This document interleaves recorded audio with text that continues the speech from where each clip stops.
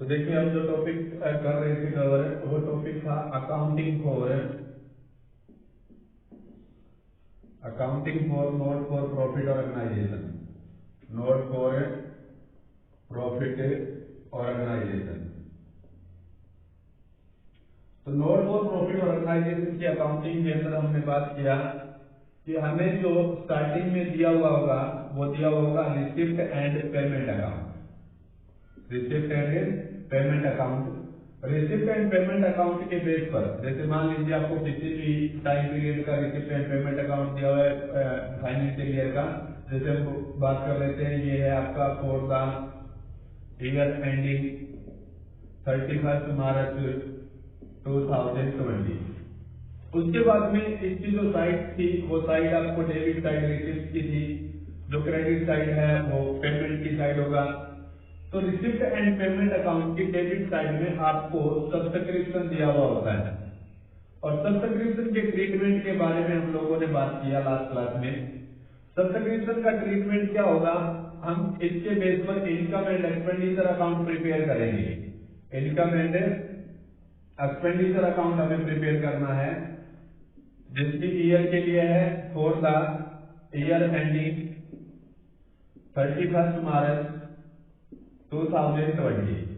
Income and expenditure account के अंदर हमें क्या करना था, जो सब्सक्रिप्शन था उस सब्सक्रिप्शन को, इनकम है तो क्रेडिट साइड में रिकॉर्ड कर देना बाय सब्सक्रिप्शन, जितना भी अमाउंट हमें दिया हुआ है।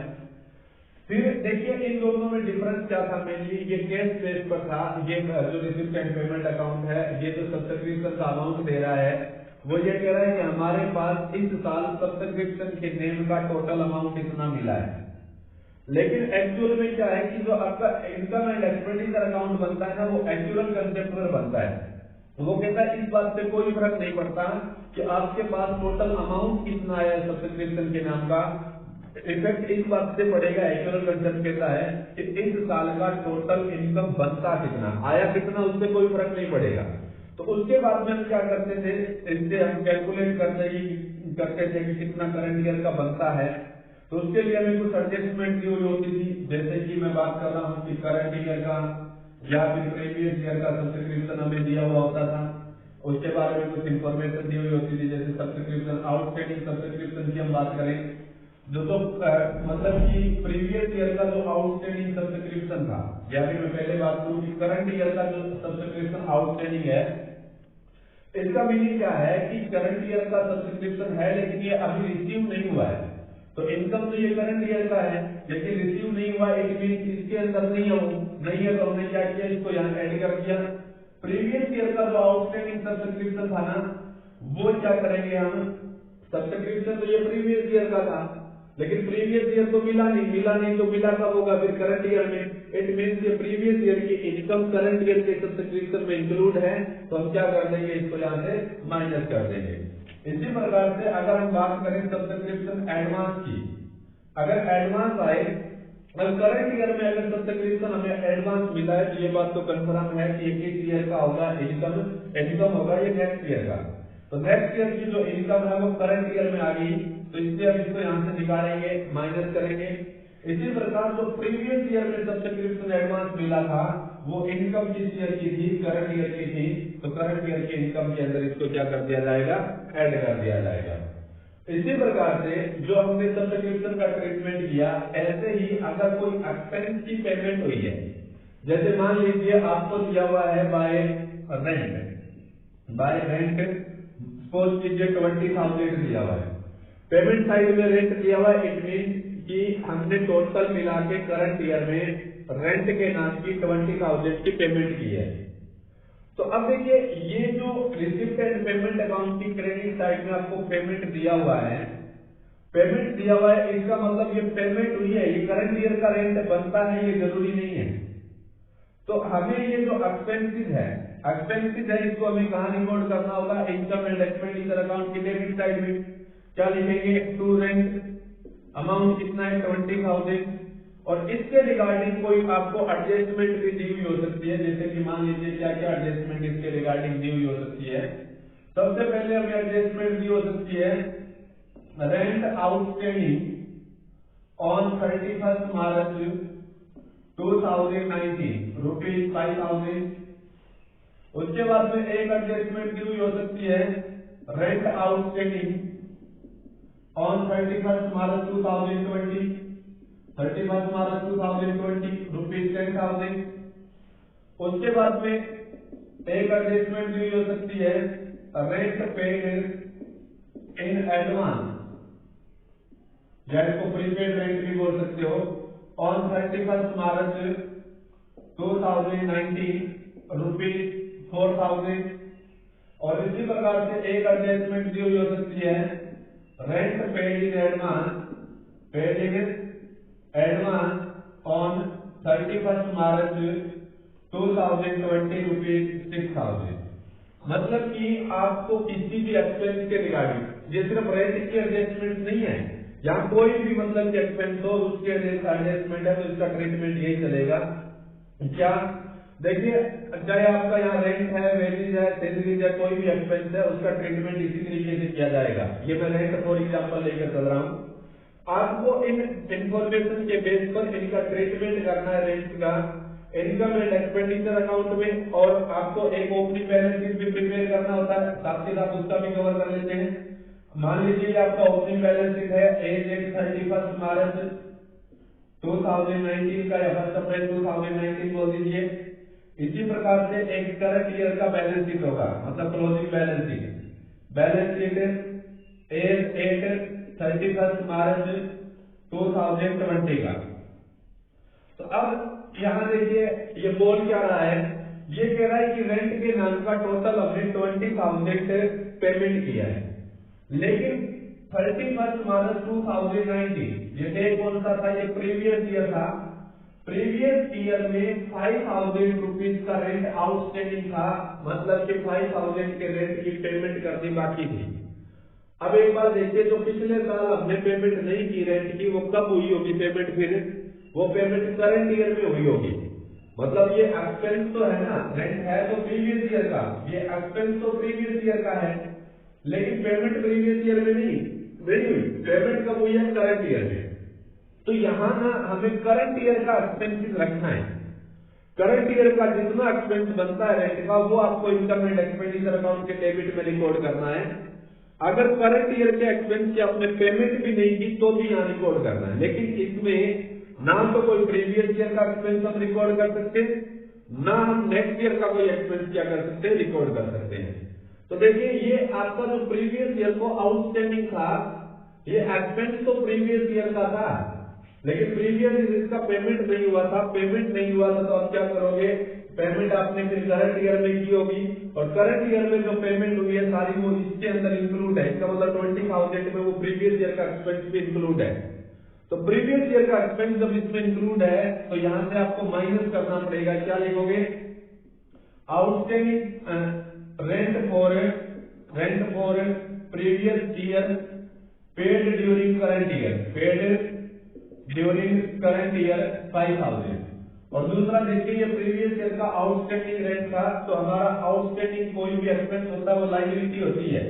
प्रीवियस ईयर की है तो जो ओपनिंग बैलेंस शीट बनेगी, मतलब प्रीवियस ईयर की जो बैलेंस शीट बनेगी उसकी लायबिलिटी इसमें डाल दोगे।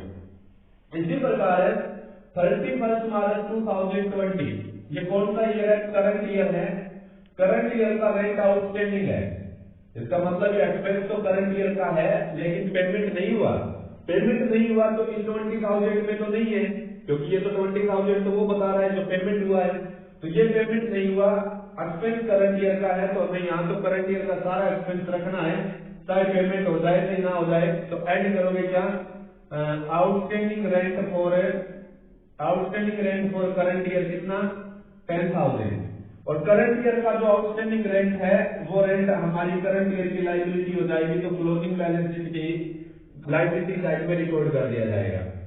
इसी प्रकार ये कह रहा है रेंट पेड इन एडवांस, हमने रेंट की एडवांस में पेमेंट कर दी थी, कब, 31st March 2019 को। मतलब कि प्रीवियस ईयर में हमने रेंट एडवांस दे दिया था, तो प्रीवियस ईयर में रेंट कौन से ईयर का एडवांस पे किया होगा, फिर इसका मतलब ये करंट ईयर के लिए पे कर दिया होगा। प्रीवियस ईयर में पे किया था लेकिन वो तो एडवांस था वहां, तो ये करंट ईयर के लिए पे कर दिया होगा।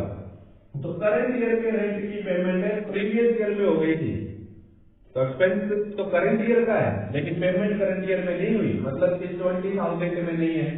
अब 20,000 में नहीं है तो यहाँ तो हमें करंट ईयर का सारा एक्सपेंस रिकॉर्ड करना है ना, तो ऐड करेंगे। क्या ऐड करेंगे?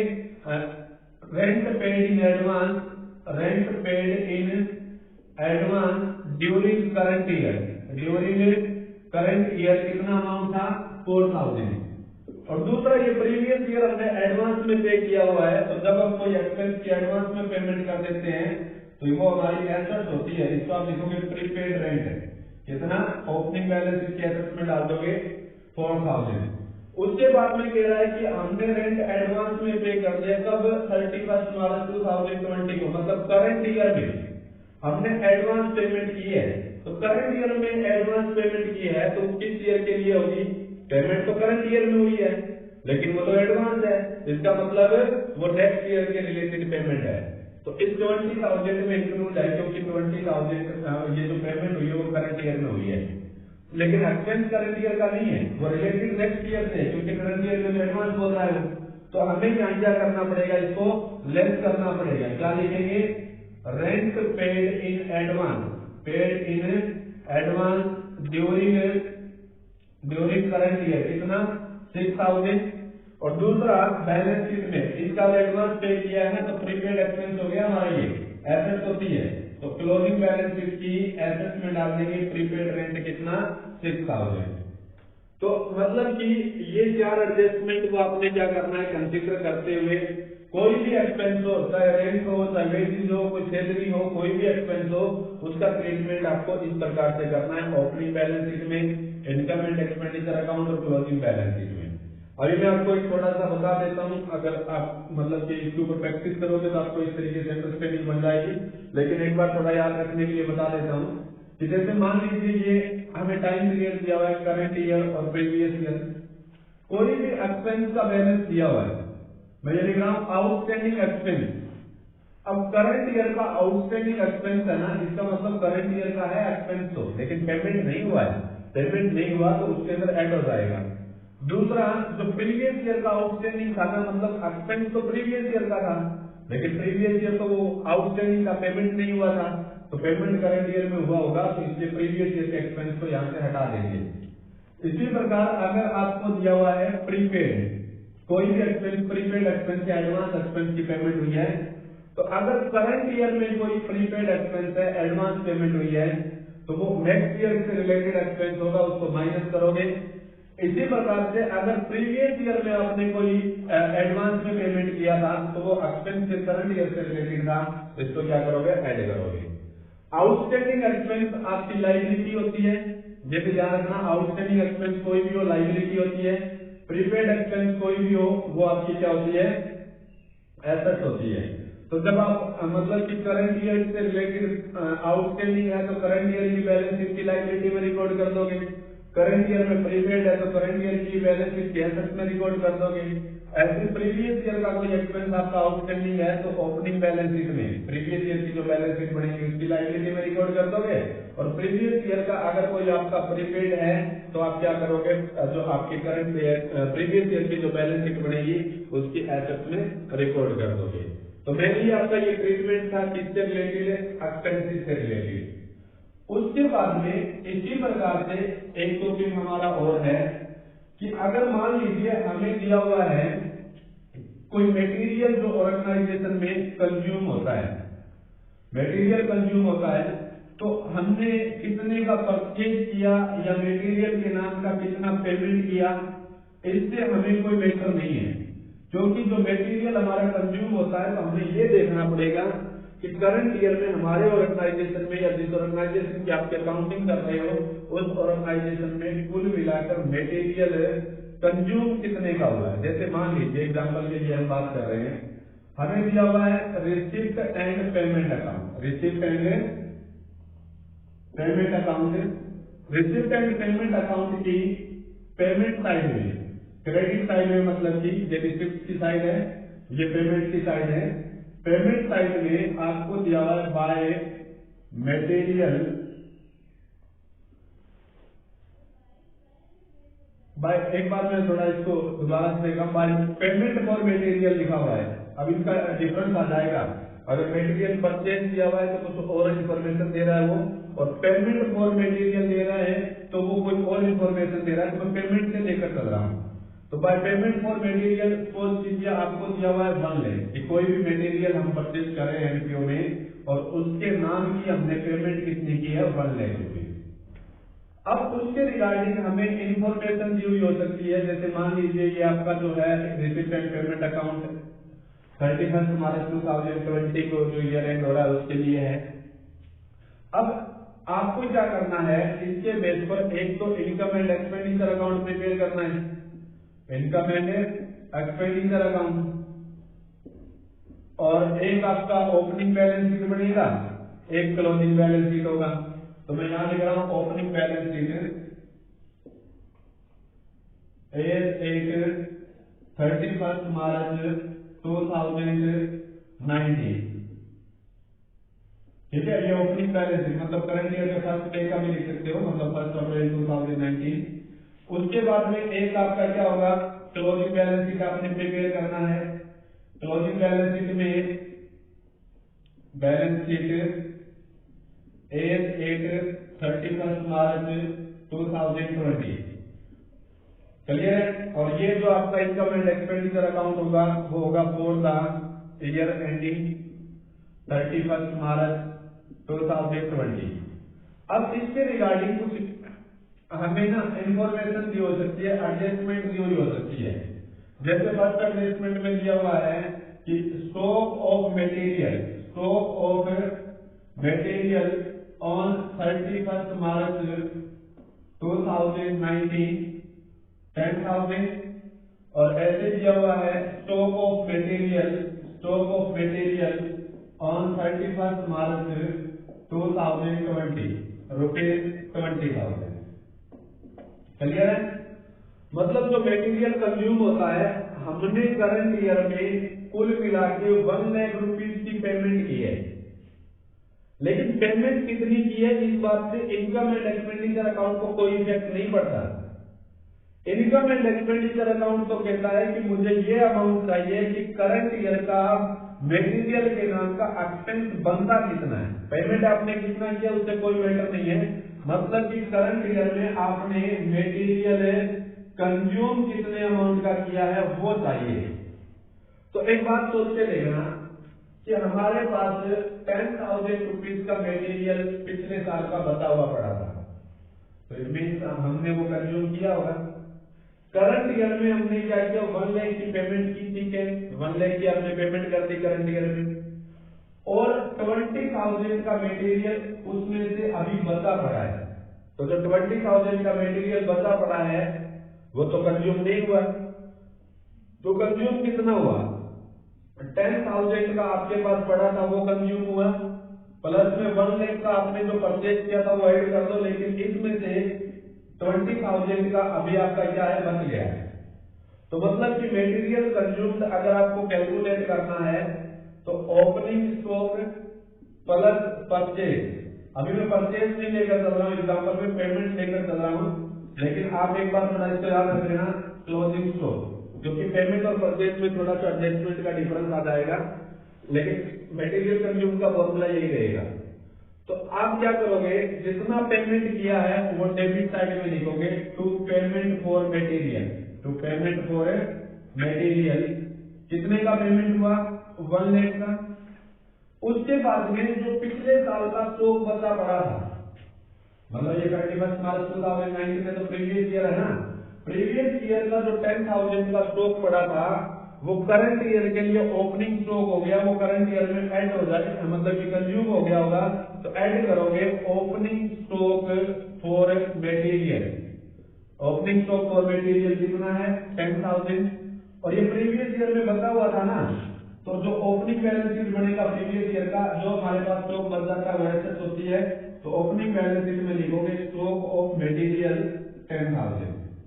उसके बाद में करंट ईयर में 20,000 का मटेरियल हमारे पास स्टॉक में अभी बचा पड़ा है, तो ये कंज्यूम नहीं हुआ, ये तो बच ही गया, तो ये करंट ईयर में कंज्यूम नहीं हुआ, इसलिए हम इसको यहाँ से क्या करेंगे माइनस करेंगे, क्या क्लोजिंग स्टॉक ऑफ मटेरियल 20,000 और ये करंट ईयर में बच गया है, करंट ईयर में बच गया तो ओपनिंग बैलेंस शीट की एसेट क्लोजिंग बैलेंस शीट की एसेट साइड में लिखेंगे स्टॉक ऑफ मटेरियल कितना 20,000।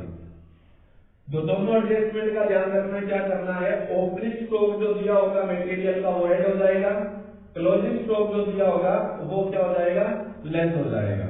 उसके बाद में इसके रिगार्डिंग एक एडजस्टमेंट और दिया हो सकता है, creditor for material, creditor for material on 31 March 2019 rupees 15,000। और इसी प्रकार से एडजस्टमेंट दिया हो सकता है, creditor for material on 31 March 2019 rupees 25,000। मतलब क्या कह रहा है, पिछले साल हमने 15,000 रुपीज का मटेरियल उधार खरीदा हुआ था। तो अब देखिए पिछले साल जो आपने 15,000 का मटेरियल उधार खरीदा हुआ था, आपके क्रेडिटर थे, उनकी पेमेंट कब हुई होगी, फिर उनकी पेमेंट करंट ईयर में हुई होगी। अब करंट ईयर में जो पेमेंट हुए वो तो 1 लाख में इंक्लूड है सब पेमेंट। तो इट मीन ये जो आपका 1 लाख है ना, इसमें प्रीवियस ईयर का पेमेंट इंक्लूड है। तो यहाँ तो हमें करंट ईयर के सारे एक्सपेंसेस चाहिए ना, तो इसलिए आप क्या करोगे, ये जो प्रीवियस ईयर के क्रेडिटर थे उनको लेस कर दोगे। आप क्या लिखोगे, ओपनिंग क्रेडिटर कितने के थे, 15,000 के, और प्रीवियस ईयर में जो आपके क्रेडिटर थे वो ओपनिंग बैलेंस शीट की लायबिलिटी साइड में आ जाएगी, क्योंकि जो आपके क्रेडिटर वो लायबिलिटी होती है। उसके बाद कह रहा है creditor for material on 31 March 2019, मतलब कि 2020 मतलब कि करंट ईयर में 25,000 का आपने मटेरियल उधार खरीद रखा है। खरीदा कब है, करंट ईयर में, लेकिन क्या पेमेंट कर दी, पेमेंट नहीं की। इट मीन जो करंट ईयर में आपने मटेरियल परचेज किया उसकी पेमेंट नहीं हुई तो 1 लाख में इंक्लूड नहीं है। परचेज तो आपने करंट ईयर में किया है, लेकिन उसका पेमेंट इसमें इंक्लूड नहीं है, तो करंट ईयर का एक्सपेंस हम यहाँ ऐड कर देंगे ना, क्या लिखेंगे, क्लोजिंग क्रेडिटर, क्लोजिंग क्रेडिटर कितना 25,000, और जो करंट ईयर का उधार खरीदा हुआ है वो क्लोजिंग बैलेंस शीट में आ जाएगा, लायबिलिटी साइड में क्रेडिटर 25,000। उसके बाद में आपको इसके रिगार्डिंग मटेरियल के रिगार्डिंग 2 एडजस्टमेंट और भी दिए हो सकते हैं। जैसे एक दिया हो सकता है advance paid to supplier, advance paid to supplier on 31 March 2019 rupees 40,000। और इसी प्रकार से एक एडजस्टमेंट और हो सकता है, advance paid to supplier on 31 March 2020 rupees 50,000। ये 2 एडजस्टमेंट और दी हो सकती है मटेरियल के रिगार्डिंग।